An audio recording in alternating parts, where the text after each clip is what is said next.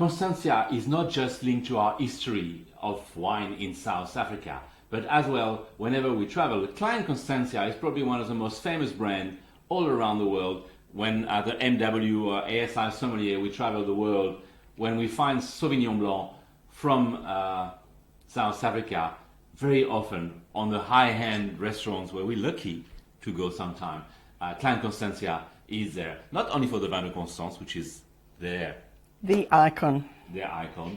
But over the last years, Klein Constantia have been really reducing their wine offering and focusing on Sauvignon Blanc. Not the offering in terms of number of brands, because actually there's more Sauvignon Blanc than ever, and different blocks and parcels and single vineyards. But this is the estate wine, 2021 Sauvignon Blanc from Klein Constantia, which is a blend, their trademark blend, their flagship brand. What do you think of that Sauvignon Blanc, Cathy?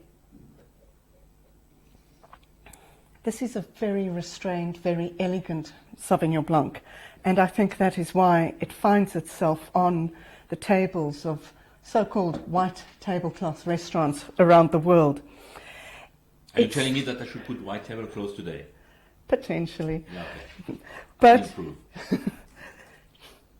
so what we have in the glass here is something that's not very Sauvignon-esque.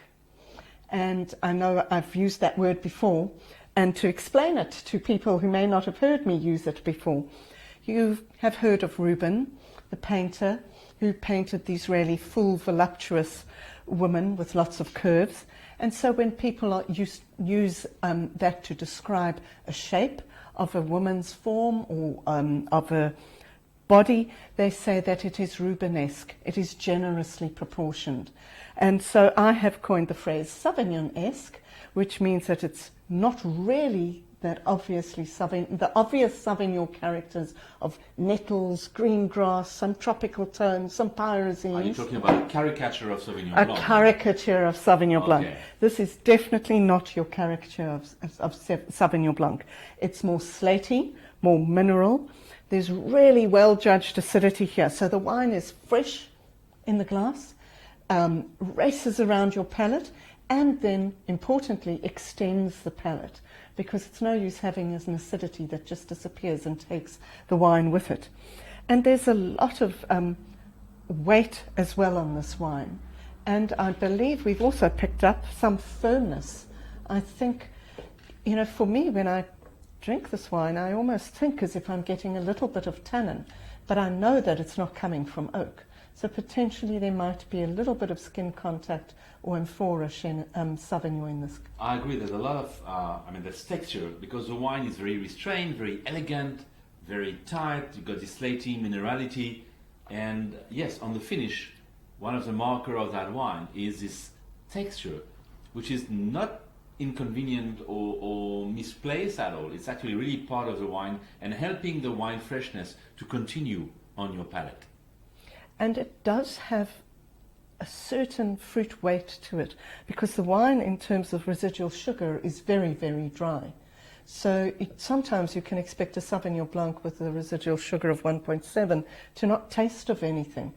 But this wine actually has got a lot of taste and flavour on the palate as well. So it's really done a top job. And I would definitely advise the people tasting that wine to let it warm up slightly in the glass, and it start giving a much broader version of itself.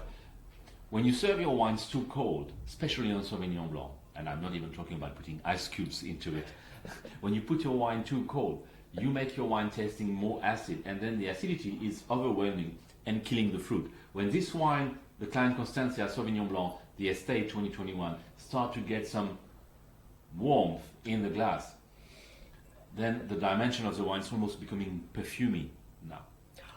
Khaki boss, love it. Yeah.